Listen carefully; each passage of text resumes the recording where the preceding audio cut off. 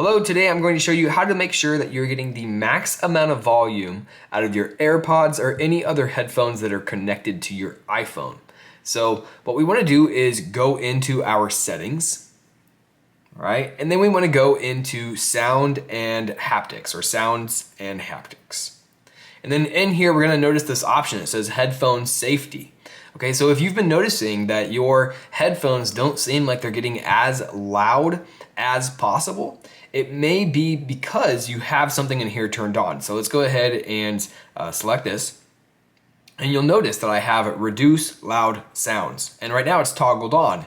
And it's basically allowing the max amount of decibels to be set at 85 decibels, which it tells you it's as loud as heavy city traffic. Okay, so you can raise this.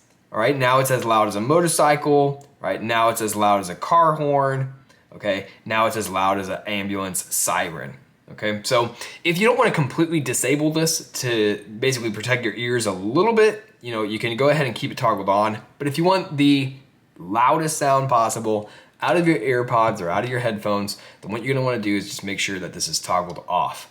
All right. Hopefully this helped you out. If it did, please like and subscribe and protect your ears. See you next time.